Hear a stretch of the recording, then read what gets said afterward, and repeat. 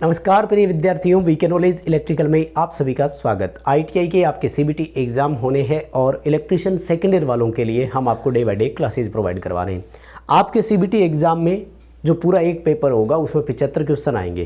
Trade theory, employability skill, workshop calculation और engineering drawing. हम आपको जो क्लासेज देंगे 100% विश्वास दिलाते हैं, गारंटी देते हैं कि पूरे 75 के 75 क्वेश्चंस आपको यहाँ से देखने को मिलेंगे। सो कंप्लीट सीक्वेंसली हमारे साथ क्लासेस देखिएगा। आईटीआई सेकेंड ईयर वाले बच्चों के लिए ये क्लास नंबर 3 है। इससे पहले 2 क्लासेज हमने आपको और दी है, समय निकाल कर उन दोनों क्लास को भी देखना। और एक इंपॉर्टेंट चीज़ मैं आपको बताता हूँ, आवाज़ का इश्यू हो सकता है। आवाज़ का क्या, इसका भाषा का इश्यू हो सकता है। आजकल यूट्यूब ने एक नई सेटिंग कर दी है जिसमें ऑटो जनरेटेड लैंग्वेज दूसरी हो जाती है। तो आप यूट्यूब की सेटिंग में जाकर जो यूएस यूनाइटेड स्टेट दिख रहा है ना, वहाँ पर लैंग्वेज इंडिया कर लीजिए, आपको हिंदी में सब कुछ सुनाई देगा। हमें कहाँ इतनी इंग्लिश आती है वो यूएस वाली। पिछली क्लास में ऐसा इश्यू हो गया था। आई होप आज आवाज़ सही आ रही है क्या, ज़रूर बताना। हिंदी में ही सुन रहे हो ना? ठीक है, शुरू करते हैं। डीसी मोटर के क्वेश्चन है, डीसी जनरेटर के क्वेश्चन 2 क्लास में आपको करवा चुके थे। जो आज का हमारा टॉपिक है वो डीसी मोटर का टॉपिक है। तो काफ़ी अच्छे क्वेश्चन है और इसमें से बहुत सारे पेपरों में आते हैं। आपके सीबीटी एग्जाम में पासिंग की, और वो भी अच्छे नंबरों के साथ पासिंग की हमारी गारंटी है, हमारी जिम्मेदारी है। बस आप बने रहिए। और प्लीज़ माय डियर, आपसे मेरी 2 रिक्वेस्ट है। आप इस वीडियो को लाइक करेंगे और प्लीज़ अपने दोस्तों के साथ इसे शेयर कीजिए यार, उनसे सब्सक्राइब करवाइए, ताकि आपके साथ एग्ज़ाम देने वाले दोस्त आपके वो भी इस क्लास को अच्छे से देख सके, अच्छे नंबरों से पास हो सके। वीडियो को उन तक पहुंचाना आपकी भी जिम्मेदारी है थोड़ी सी। ज़रूर प्लीज़ वीडियो को पहुंचाइए। आइए माय डियर, पहला क्वेश्चन आपके सामने एक बार छोटा कर देता हूं तो पूरा क्वेश्चन देख लो। जब एक्सप्लेन करेंगे तो आपके सामने एक बार जूम कर देते हैं ताकि समझ में आ जाए। बहुत इंपॉर्टेंट क्वेश्चन है माय डियर, काफ़ी रिपीट हुआ है ये, मतलब पिछले साल के जो एग्जाम्स आपके थे उसमें। देखो सवाल क्या कह रहे हैं, आर्मेचर वाइंडिंग का प्रतिरोध नापने के लिए निम्न में से किस उपकरण का इस्तेमाल करते हैं। बहुत इंपॉर्टेंट क्वेश्चन है। 2-3 तरीकों से ये क्वेश्चन आपको मैं समझाने वाला हूँ, तो प्लीज़ पूरा सुनिएगा। सबसे पहले देखो, हमने जब डीसी जनरेटर की क्लास लिखी थी तो उसमें लिखा भी था आर्मेचर का प्रतिरोध। माय डियर, एक आर्मेचर का जो प्रतिरोध होता है ना वो 1 ओम से भी कम होता है, ठीक है ना। और यही वो कारण है जिसकी वजह से मोटर हाई करंट भी लेती है, राइट। अब 1 ओम से जो कम मान का प्रतिरोध होता है ना, इसे निम्न मान का प्रतिरोध कहा जाता है।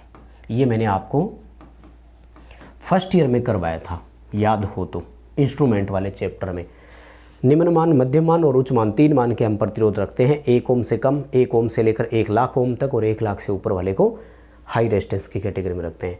निम्न मान के प्रतिरोध को मापने की सबसे उपयुक्त विधि जो है ना, उसको केल्विन ब्रिज कहा गया है। कुछ कम्पिटिटिव एग्जाम में ये क्वेश्चन इतना इंपॉर्टेंट है, रट लो इसे, क्योंकि देखो अब आईटी सेकेंड ईयर पास कर जाओगे तो फिर भर्ती परीक्षाओं की तैयारी भी तो करनी है ना, नौकरी लगने के लिए भी एग्जाम देना पड़ेगा। तो ये कम्पिटिटिव एग्जाम की दृष्टि से भी बहुत इंपॉर्टेंट है। कंपटीशन वाले क्या करते हैं, केल्विन और ब्रिज के बीच में एक शब्द और जोड़ देते हैं जिसका नाम है डबल। तो पूरा इसका नाम होता है केल्विन की डबल ब्रिज विधि। हमारा जो व्हीटस्टोन ब्रिज होता है ना, उसमें तो PQRS नाम की भुजाएं होती हैं। केल्विन ब्रिज में दरअसल क्या होता है, बड़ा P और छोटा P, बड़ा Q और छोटा Q ऐसे होता है, इसलिए इसको डबल ब्रिज नाम दे दिया, ठीक है ना। काफ़ी इंपॉर्टेंट है। तो क्वेश्चन का आंसर डी रहेगा, केल्विन ब्रिज आएगा। बहुत ही इंपॉर्टेंट क्वेश्चन है। आपके पेपर में सवाल पूरा आने की पूरी संभावनाएं हैं। ये लो पूरा क्वेश्चन भी दिख रहा है, किसी को स्क्रीनशॉट भी अगर लेना हो तो, ठीक है। आइए अगले सवाल पर। आई होप कि क्वेश्चन आपको बहुत अच्छे से समझ में आ रहे हैं, पूरे विस्तार से एक्सप्लेन भी कर रहे हैं, तो कोई इश्यू किसी को है नहीं। एक बार जूम करके पूरा क्वेश्चन पढ़वा देता हूँ, एक्सप्लेन करते समय थोड़ा छोटा कर लेंगे। आइए माय डियर, सवाल देखो। शॉर्ट और ओपन सर्किट के लिए आर्मेचर वाइंडिंग का परीक्षण करने के लिए किस उपकरण का उपयोग किया जाता है। हमारे पास ना एक विशेष प्रकार का इंस्ट्रूमेंट आता है जिसका नाम है ग्राउलर। हिंदी में गुरगुरित्र बोलते हैं, इंग्लिश में ग्राउलर बोलते हैं। ग्राउलर होता है 2 तरह का, आंतरिक और बाहरी। मैं आपको दोनों बताता हूँ, पहले ध्यान से सुनिएगा। और यहाँ बाकी ऑप्शन के साथ हम क्यों नहीं जा रहे हैं उस पर भी मैं चर्चा करूँगा, ठीक है। जो आंतरिक ग्राउलर होता है ना, ये तो AC मोटरों के स्टेटर की जांच के लिए होता है। AC मोटरों की स्टेटर की जब टेस्टिंग की बात आए ना, तब तो आपको करना है आंतरिक ग्राउलर, यानी इसमें ग्राउलर जो होता है ना वो खुद स्टेटर के अंदर रखते हैं। और DC मशीनों के लिए जो होता है ना, उसका नाम है एक्सटर्नल ग्राउलर। इस क्वेश्चन का आंसर तो आपको सी करना है, यानी बाहरी ग्राउलर करना है। बाहरी ग्राउलर की क्या विशेषता है, एच टाइप बोल दो या वी आकृति में बोल दो, ऐसे इसकी शेप होती है यूं, यहाँ से यूं बनता हुआ बाहर की तरफ। अब यहाँ बीच में आर्मेचर रखा जाता है इसके, और फिर टेस्टिंग करते हैं इसको सप्लाई देकर। ग्राउंडर खुद क्या है, इंडक्शन पर काम करने वाली एक मशीन है। तो अभी आपको इस क्वेश्चन के अनुसार सी ऑप्शन के साथ जाना है। पहली बात तो ये सुन लो, टोंग टेस्टर क्या काम आता है, तो ये एसी सर्किट में है ना, परिपथ को बिना रुकावट के धारा नापने का काम करता है। सर्किट को रोकना नहीं, क्लैंप मीटर भी बोलते हैं कुछ जगह इसे, स्प्लिट कोर टेस्टर भी बोलते हैं। क्या होता है इसमें, सीटी प्लस एमीटर होता है। ये कंपटीशन एग्जाम के लिए क्वेश्चन है ना। देखो सेकेंड ईयर आप पास कर जाओगे, ज़्यादा घबराने की ज़रूरत नहीं है, हो जाएगा। ये जो क्लासेज हम देंगे ना इसमें बहुत अच्छे से। लेकिन अभी से मैं चाहूँगा कि आप कंपटीशन एग्ज़ाम्स की तैयारी करना शुरू कर दो, क्योंकि आपके सीनियर्स पहले से जो पास आउट है वो बाहर बैठे हैं और तैयारी भी कर रहे हैं। आपको उनके साथ कंपटीशन फाइट करना है, तो देखो उसके आपको मजबूत तैयारी चाहिएगी, क्योंकि क्रूशियल टाइम में भर्तियाँ आती है कम। खैर उन पर भी चर्चा करेंगे। हाँ, आपको सेकेंड ईयर की अगर प्रैक्टिस करनी है ना, तो इस वीडियो के डिस्क्रिप्शन में लिंक दिया गया है, आप हमारा ऐप डाउनलोड कीजिएगा। एप्लीकेशन पर आपके लिए employability skill, workshop, calculation, engineering, drawing और थ्योरी सबको मिला करके एक special practice set test series के रूप में बनाया हुआ है। आप उसे ज्वाइन कर सकते हैं, प्लीज़ कीजिएगा, डिस्क्रिप्शन में लिंक है। और ऐप में फ्री टेस्ट भी आपके लिए अवेलेबल है, उनको भी अटेंड कर सकते हैं, दोनों ही अवेलेबल है।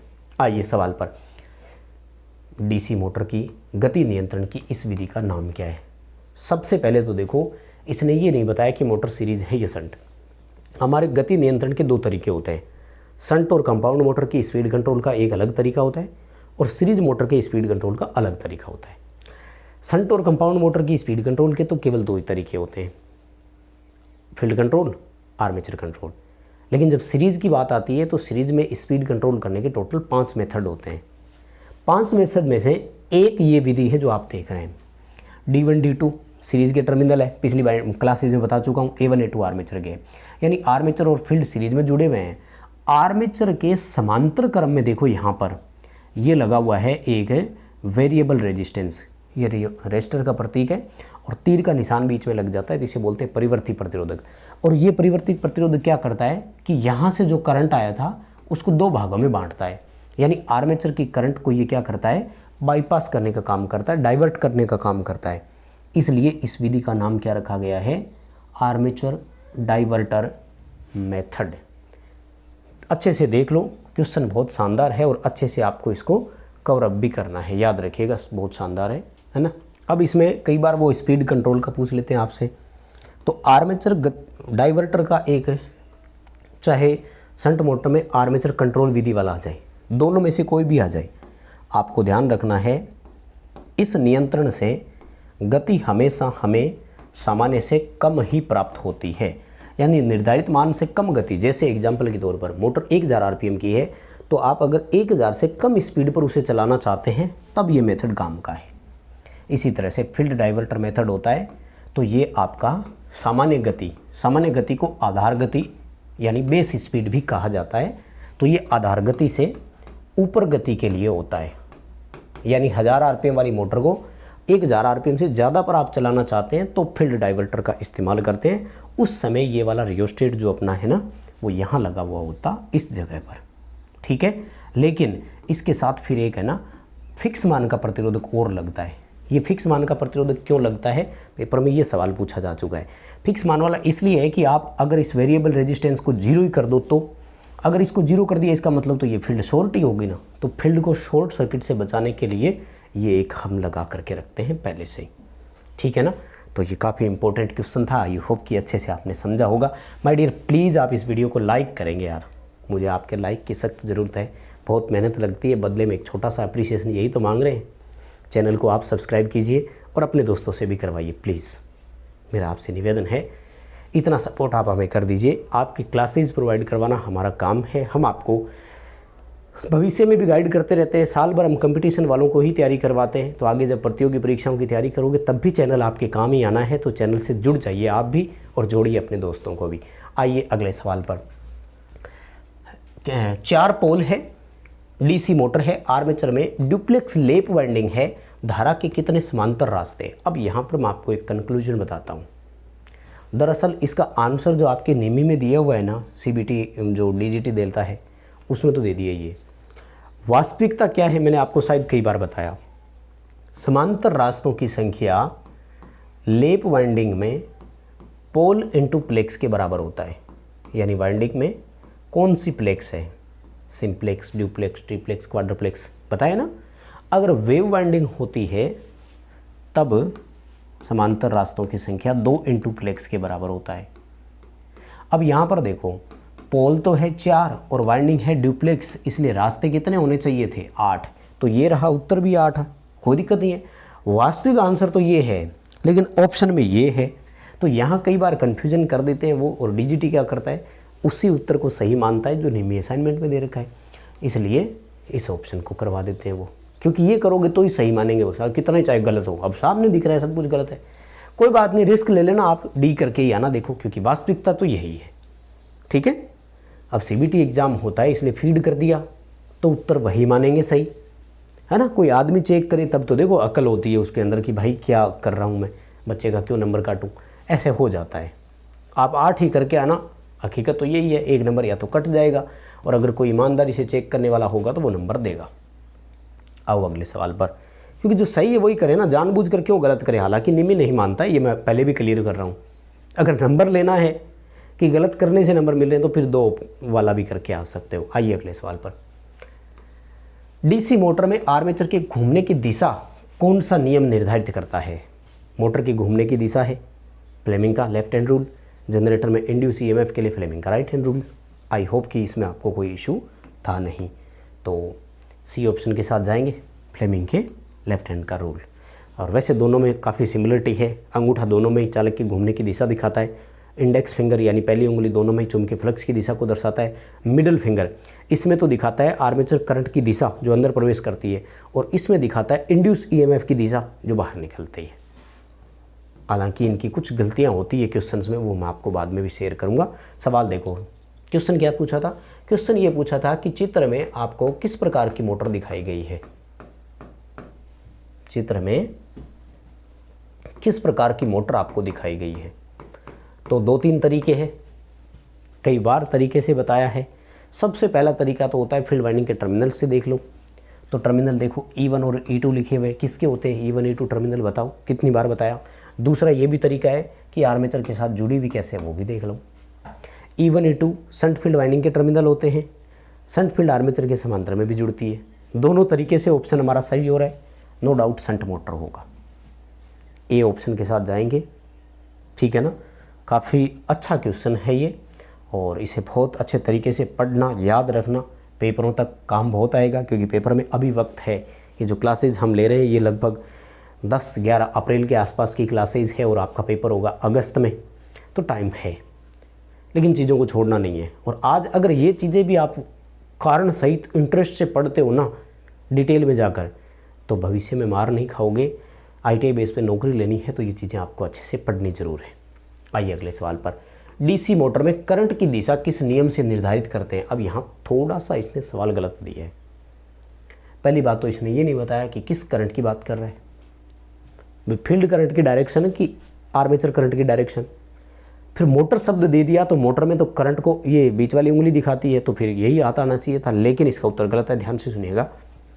अभी हमें डी उत्तर के साथ जाना है, फ्लेमिंग के राइट हैंड रूल के साथ, मतलब दाएं हाथ नियम के साथ, बिल्कुल दाएं हाथ नियम के साथ। क्यों जाना है मैं बताता हूँ। दरअसल मोटर में ईएमएफ इंड्यूस होता है, और हम इस प्रेरित ईएमएफ को क्या बोलते हैं, बैक ईएमएफ। इस बैक ईएमएफ के कारण ही आर्मेचर में धारा चल पाती है, अदरवाइज आर्मेचर में करंट ही नहीं चलेगी।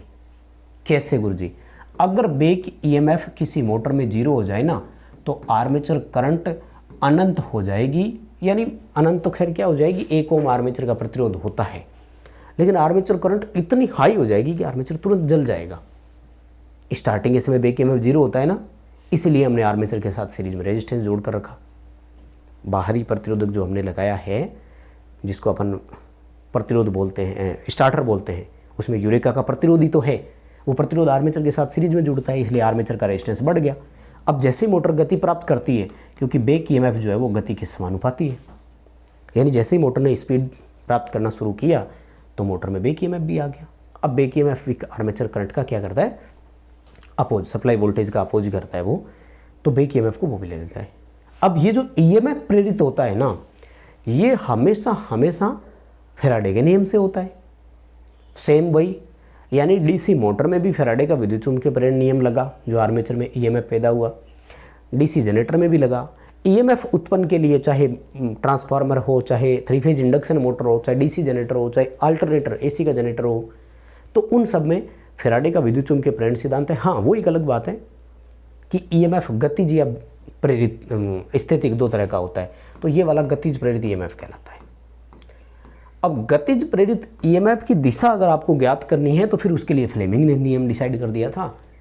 तो यहाँ घूम फिर करके बात ये आ जाती है कि वो हमसे इंड्यूस ईएमएफ, जो डायनेमिक ईएमएफ है, जिसे इंग्लिश में डायनेमिक ईएमएफ और हिंदी में गतिज प्रेरित विद्युत वाहक बल बोला जाता है, उसकी दिशा पूछ रहा है। इसलिए डी ऑप्शन के साथ जाएंगे। अब सुनो ध्यान से, आपको पूरे इस क्वेश्चन की लैंग्वेज पढ़नी है जो सही सही दिखाई दे रहा है। आप कहो तो मैं जूम कर देता हूँ, मैं साइड में हो जाता हूँ, ये लो, इतना ही होगा जूम, नहीं तो क्वेश्चन घटेगा। इस लैंग्वेज को याद रखो और ऑप्शन को याद रखो, सेम टू सेम ऑप्शंस मिलेंगे। हाँ, ABCD चेंज हो सकता है, वो एक अलग बात है। जैसे यहाँ डी में दिख रहा था, आपके वहाँ हो सकता है बी में हो ये ऑप्शन, सी में हो ये ऑप्शन, लेकिन ऑप्शन यही रहेंगे और करना भी यही है, नंबर तभी मिलेंगे। और ये कुछ हद तक सही भी है, इसमें कंट्रोवर्सी नहीं है। वो जो अभी अपन समांतर रास्तों वाला देख कर आए थे उसमें तो कंट्रोवर्सी है भाई, जो गलत है वो गलत है, दिख रहा है अपन को। समझ आ रहा है? प्लीज़ आपने कर दिया इस वीडियो को लाइक क्या अभी तक? पहले ये तो बता दो थोड़ा सा, उम्मीद मान कर चल रहा हूँ कि कर ही दिया होगा, लाइक्स वाली संख्या बढ़ रही है। तो देखो, डीसी शंट मोटर में आर्मेचर द्वारा ली गई धारा की गणना करने का सूत्र क्या है? ये वही चीज़ है जो मैं आपको बताया था। मैं आपको एक बार सिंपल फंडामेंटल चीज़ों की तरफ ले जाता हूँ, फॉर्मूले की तरफ बाद में आते हैं। हमें अगर कभी भी करंट निकालनी हो तो फॉर्मूला क्या लगाएंगे? I बराबर V/R, है कि नहीं? आर्मेचर की करंट ज्ञात करनी है तो आर्मेचर का रेजिस्टेंस और आर्मेचर की वोल्टेज यानी VA/RA रखेंगे। आर्मेचर वोल्टेज जो होता है ना, उसको हम लोग नेट वोल्टेज बोलते हैं, रिएक्टेंस वोल्टेज में परिणामी वोल्टेज बोलते हैं। मैं ये थ्योरी में करवा चुका हूँ।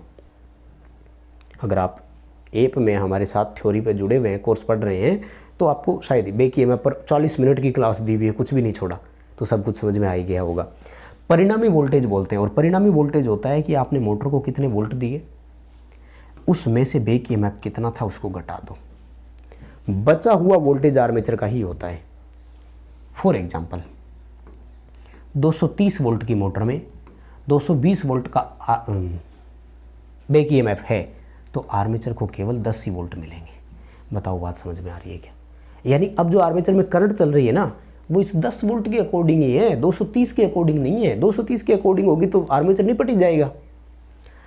तो फिर क्या करेंगे, ये परिणामी वोल्टेज आएगा यहाँ से, और इस परिणामी वोल्टेज को यहाँ रखते हुए आपको आर्मेचर की करंट निकालना है, यानी V-EB/RA। तो ये रहा सी ऑप्शन में आपके सामने। बताओ क्वेश्चन समझ में आया क्या? इस पर देखो न्यूमेरिकल भी बनते हैं आपके CBT एग्ज़ाम में, तो अभी नहीं आ रहे, हालांकि कुछ कुछ चेंजेज है ज़रूर CBT एग्ज़ाम में, आजकल नए क्वेश्चन वो देने लग गए। तो इस फॉर्मूले पर आपसे न्यूमेरिकल भी दिया जा सकता है, तो मैं यहाँ चाहूँगा कि एक न्यूमेरिकल आपको करवा दूँ ताकि कभी पेपर में आए तो आपको प्रॉब्लम ना हो। एक्स्ट्रा पढ़ लो, नुकसान क्या है, सही चीज़ें ही पढ़ रहे हो, कोई दिक्कत नहीं है। सवाल पेपर में यूँ होगा, 230 वोल्ट सप्लाई से जुड़ी हुई एक मोटर में बैक ईएमएफ का मान 220 वोल्ट है। यदि आर्मेचर का प्रतिरोध 0.5 ओम है तो आर्मेचर करंट का मान बताइए। सवाल समझ में आ गया? सप्लाई वोल्टेज बता दी, बैक ईएमएफ का मान बता दिया, आर्मेचर का रेजिस्टेंस बता दिया, और अब अपन से आर्मेचर की करंट पूछ रहे हैं। कर देंगे ना? अभी जो फॉर्मूला बताया उसमें मान रखो, रल करो। V-EB/RA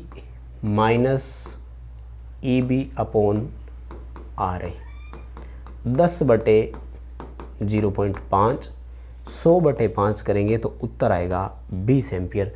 बताइए माय डियर स्टूडेंट, आपको समझ में आया क्या? छोटा सा क्वेश्चन था लेकिन है अच्छा, यानी थ्योरेटिकल और एक उसका न्यूमेरिकल। दो दो क्वेश्चन हमने एक ही क्वेश्चन से करने का प्रयास किया, तो आई होप कि हमने कुछ अलग सीखने की कोशिश की। आइए अगले सवाल पर, ये बाकी तो सब नॉर्मल वाली है। डीसी मोटर के प्रकार को नाम दें, यानी ये कौन सी मोटर है ये पूछ रहे हैं। तो इंपॉर्टेंट चीज़ तो ये है कि दो फील्ड वाइंडिंग है, तो नो डाउट कंपाउंड मोटर होगी। अब डिफरेंशियल है कि क्यूमुलेटिव है ये देख लो। तो दोनों के फ्लक्स की डायरेक्शन एक ही दिशा में दिखा दी, इसका मतलब क्यूमुलेटिव कंपाउंड मोटर है। अब ये देख लो लॉन्ग शंट है कि शॉर्ट शंट है। तो शंट फील्ड E1 E2 वाला सीधा सीधा आर्मेचर के साथ जुड़ा हुआ है, इसलिए शॉर्ट शंट है, यानी short shunt cumulative compound motor है। अब आ जाओ ऑप्शन पर। तो क्यूमुलेटिव का ये डिफरेंशियल का तो है ही नहीं, तो डी उत्तर हो जाएगा। ये रहा शॉर्ट शंट। ठीक है, लॉन्ग शंट कब करते, जब ये वाला टर्मिनल यहाँ ना जुड़ करके सीधा आकर के यहाँ जुड़ जाता। समझ में आ रहा है? ये तो बेसिक कंसेप्ट वाली चीज़ें हैं। मुझे नहीं लगता कि ये क्वेश्चंस आपको कहीं प्रॉब्लम क्रिएट कर रहे हैं क्या इसमें, तो है ना। और फिर देखो इंड्यूस ईएमएफ के फॉर्मूले का आ गया, तो यही सेम फार्मूला हमने जनरेटर में भी पढ़ा था, तो मुझे नहीं लगता कि इस क्वेश्चन में भी आपको प्रॉब्लम है क्या। डीसी मोटर में ईएमएफ की गणना करने का सूत्र क्या है, 5ZNP60A आएगा, ये रहा सी ऑप्शन में, बेक ईएमएफ बराबर 5ZNP60A।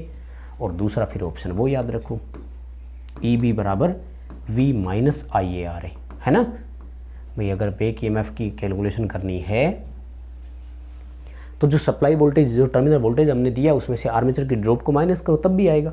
इन दोनों कैलकुलेशन से EB का मान एक बराबर आना चाहिए, ये आपको ध्यान रखना है। ठीक है, वैसे तो अभी क्या है, आपके तो पेपर में सीधे क्वेश्चन आने हैं, तो पढ़ लो, क्वेश्चन पढ़ो और इसका उत्तर ध्यान में रखो, है ना। ऑप्शन में जल्दबाजी में गलतियाँ मत करना। कुछ एक में ये क्या करेगा, कहीं NP नहीं देगा, कुछ में 60 नहीं लिखेगा, कुछ एक्स्ट्रा करने का प्रयास जरूर करेगा वो। आइए अगले सवाल पर। वो कह रहा है कि इस उपकरण का नाम क्या है। ये वही उपकरण है जिसको हमने आज इसी क्लास में 2 नंबर क्वेश्चन में हल किया है। सवाल क्या था कि आर्मेचर के शॉर्ट और ओपन की जांच करने के लिए किसका इस्तेमाल करते हैं। उत्तर क्या किया था, एक्सटर्नल ग्राउलर, बाहरी ग्राउलर। तो ये वही है, मैंने वहाँ पर भी डायग्राम बना करके आपको बताया भी था कि यही करना है ना। तो इसका ऑप्शन तो यहाँ दिखेगा नहीं आपको, वैसे याद रख लेना, डी उत्तर ऑप्शन में था, तो कट जाते हैं ऑप्शन, फिर डायग्राम इतना बड़ा स्क्रीन पे आता नहीं है। कोई बात नहीं, ऑप्शन मैंने आपको बता दिया, बाहरी ग्राउलर है और आर्मेचर की टेस्टिंग के लिए हम इसे इस्तेमाल करते हैं। चलो भाई, एक इस क्वेश्चन को ध्यान से पढ़ना। अब देखो मैं आपको कुछ चीज़ें बताता हूँ। अपने इसमें क्या हो रहा है, डीसी मोटर भी है और इंडक्शन मोटरें भी है। वाइंडिंग डीसी में भी होती है और एसी में भी होती है। तो वाइंडिंग के कुछ क्वेश्चन जो है ना वो सिमिलर होते हैं, जैसे full pitch, short pitch, long pitch, winding की परिभाषाएं, पोल पिच की डेफिनेशन। ये वो क्वेश्चन है जब किस्मत साथ देती है ना, तो वो बात है ना, ये डीसी में भी सवाल आ गया और इंडक्शन मोटर की कैलकुलेशन में भी यही सवाल आ गया। यानी एक ही पेपर में सेम क्वेश्चन 2 बार आया, थोड़ी सी लैंग्वेज में फ़र्क होता है बस। तो ये वाला क्वेश्चन भी है, अल्टरनेटर का भी है, वहाँ से भी आ सकता है। तो एक ही क्वेश्चन आपको 2 3 बार देखने को मिल जाता है पेपर में। उनके हिसाब से तो ये डीसी का है, वो एसी का है, लेकिन आंसर तो एक ही है ना। सवाल क्या है वो सुनो। वो कहता है कि अगर कॉइल पिच जो है वो पोल पिच से कम है तो वाइंडिंग का नाम क्या है। तो पहले हम इन दोनों की परिभाषा पढ़ते हैं, है ना। कॉइल पिच होती है वास्तविक वाइंडिंग, मतलब वास्तव में आपने वाइंडिंग किन किन स्लॉट में डाली। और पोल पिच होती है गणना वाली वाइंडिंग। जैसे गुरुजी एक एग्जांपल बताओ, मैं उदाहरण से ही बताऊंगा तभी चीज़ें समझ में आएगी। वो कहता है कि 24 स्लॉट है। अच्छा, पोल पिच की गणना का फॉर्मूला क्या है ना। पूरा लिखूंगा यार, थोड़ा छोटा कर लेता हूँ भाई, है ना। चीज़ें समझाता हूँ यार, बाद में उत्तर सीधा करने में तो क्या है, देखो कहीं से भी कर लोगे, हो सकता है ये आपके पास भी हो क्वेश्चन। तो मैं तो ये चाहता हूँ कि आप चीज़ों को कंसेप्ट के साथ समझें। उत्तर में जब तक हम लोग कारण के साथ नहीं जाएंगे ना कि ये इसका उत्तर ये क्यों आया, ये इसका उत्तर इसलिए आया, जब आपको ये पता होगा कभी गलतियाँ नहीं होगी, भूलोगे नहीं। पसंद आ रहा है तो प्लीज़ लाइक करेंगे, कमेंट करके ज़रूर बताना कि हाँ तरीका पसंद आ रहा है। तो सबसे पहले आपसे मैं पोल पिच का फॉर्मूला पूछूंगा। याद है क्या किसी को? नहीं है तो याद कर लेना, बहुत अच्छा है, कॉम्पिटिटिव एग्जाम में सवाल भी आता है। पोल पिच के लिए फॉर्मूला होता है स्लॉट की संख्या बटे पोल की संख्या, ठीक है ना। मान लीजिए किसी मोटर में 24 स्लॉट है और 4 पोल है, तो पिच कितनी आई? 6। अब एक प्रॉब्लम हो गई। क्या प्रॉब्लम हो गई सर? ये जो 6 है ना, ये सम संख्या है। ओड इवन का एक फॉर्मूला लगाना पड़ता है कि वो कहता है कि वाइंडिंग की पिच अगर विषम होगी ना, तो वाइंडिंग के उतने ही संतुलित रहने की चांसेस ज़्यादा है, अदरवाइज वाइंडिंग अनबैलेंस हो सकती है। तो फिर वो क्या करेगा? वो इस वाइंडिंग को या तो 5 पिच मानते हुए करेगा या 7 मानते हुए करेगा। भी विषम तो 2 संख्या ही बन रही है ना, 6 से विषम लेने के लिए या तो 5 करो या 7 करो। अब आपने के सामने देखो परिस्थितियाँ आ गई 3, 5, 6 और 7। अगर वाइंडिंग को हम यानी ये तो हो गई पोल पिच। अब जिस पिच पर हम वाइंडिंग करेंगे ना, उसको बोलते हैं कॉइल पिच। कॉइल पिच का ही दूसरा नाम होता है वाइंडिंग पिच। अगर हम 5 पिच लेते हुए वाइंडिंग करते हैं तो ये तो वाइंडिंग पिच है और ये पोल पिच है। 7 लेते हुए करते हैं तो ये वाइंडिंग पिच है और ये पोल पिच है। 6 लेते हुए किया तो वही वाइंडिंग पिच थी, वही पोल पिच हो गया, है ना। अब मान निकलता है इनका वैल्यू कैसे? तो देखो, अगर आपने कम ले लिया तो इसे शॉर्ट पिच बोलते हैं, अगर आपने ज़्यादा ले लिया तो इसे लॉन्ग पिच बोलते हैं, अगर आपने पूरी वाइंडिंग ली तो इसे फुल पिच वाइंडिंग बोलते हैं, पूर्ण पिच वाइंडिंग बोलते हैं। तो ये हो गई 3 वाइंडिंग पिच के अनुसार। अब सवाल आता है कि ज़्यादातर करते कौन सी है? तो अधिकतर हम लोग शॉर्ट पिच वाइंडिंग करते हैं। इसमें फिर वो कहता है कि थोड़ी कॉपर की बचत हो जाती है, लॉसेज कम हो जाते हैं, मोटर की दक्षता बढ़ जाती है, कई कारण बताता है। एक क्वेश्चन के सब कुछ करा दिया है मैंने, कुछ भी नहीं छोड़ा। तो अब इस क्वेश्चन के आंसर पर आते हैं। आंसर होगा डी। हाफ पिच नाम से कोई वाइंडिंग ही नहीं होती है। फुल पिच में पोल पिच और कॉइल पिच बराबर होते हैं। सीपी का मतलब कॉइल पिच है। लॉन्ग पिच में पोल पिच से कॉइल पिच ज़्यादा होती है। शॉर्ट पिच में पोल पिच से कॉइल पिच कम होती है। ठीक ठाक है? आ गया सबको समझ में? बदले में 1 लाइक 1 शेयर मांगूंगा। प्लीज़ वीडियो को शेयर करना, है ना। आइए सवाल पर। 27वां सवाल क्या करें? डीसी 4 पॉइंट स्टार्टर में होल्डिंग कॉइल से जुड़े श्रेणी प्रतिरोधक का उद्देश्य क्या है? पहला सवाल तो मेरा ये है आपसे कि 3 पॉइंट स्टार्टर में होल्डिंग कॉइल और एनवीसी, होल्डिंग कॉइल एनवीसी को ही बोलते हैं। होल्डिंग कॉइल का दूसरा नाम क्या है? एनवीसी। एनवीसी का पूरा नाम क्या है? No volt coil. यानी जब वोल्टेज नहीं हो तो ये कॉइल ऑपरेट होती है और मोटर को बंद करवा देती है। ये होल्डिंग कॉइल जो है ना 3 पॉइंट स्टार्टर में कैसे लगती है? फील्ड के साथ सीरीज में लगती है। तो पहला मेरा सवाल 4 पॉइंट में यही है कि ये होल्डिंग कॉइल जुड़ी हुई कैसे होती है ना। तो ये होल्डिंग कॉइल इस एक अलग से प्रतिरोधक के साथ सीरीज में लगती है और इसे इंग्लिश में प्रोटेक्टिव रेजिस्टर, हिंदी में सुरक्षा प्रतिरोधक बोला जाता है। सुरक्षा प्रतिरोधक के साथ सीरीज में होती है। आई होप कि आपने 4 पॉइंट स्टार्टर का डायग्राम देखा होगा। नहीं देखा तो वीडियो को तो रोको, बुक खोलो, 4 पॉइंट स्टार्टर का डायग्राम निकालो और अब क्वेश्चन को पढ़ना शुरू करो, बहुत अच्छे से समझ में आएगा। तो सीरीज में जो रेजिस्टेंस लगाया ना, वो इसलिए लगाया है कि कई बार होल्डिंग कॉइल में इतनी करंट फ्लो होती है कि वो उसको सहन ही नहीं कर पाती है और कॉइल ना जल जाए हमारी। तो ए ऑप्शन आएगा, limit the current in holding coil. Holding coil में प्रवाहित होने वाली धारा को सीमित करना। ठीक है, बहुत ही बढ़िया क्वेश्चन है, ये आ सकता है भाई। पूरी अलग हो गया क्या? पूरी संभावना है ये आ सकता है पेपरों में क्वेश्चन। चलिए माय डियर, अभी टॉपिक कंप्लीट नहीं हुआ है। डीसी मोटर पर क्लास और भी होगी क्योंकि डीसी मोटर के बहुत क्वेश्चन है, इसमें वाइंडिंग भी इंक्लूड रहेगा। तो 1 या 2 क्लास इसकी हम और भी करेंगे। आज की क्लास यही रोक रहे हैं। प्लीज़ लाइक शेयर करें, सब्सक्राइब करें, डिस्क्रिप्शन में लिंक है, ऐप डाउनलोड कीजिए। साथ में आप हमारा टेलीग्राम भी ज्वाइन कीजिए क्योंकि जब भी कोई PDF कोई इन्फॉर्मेशन आती है तो वो लिंक आपको टेलीग्राम पर ही प्रोवाइड करवाते हैं। अभी के लिए बस इतना ही था, बहुत धन्यवाद।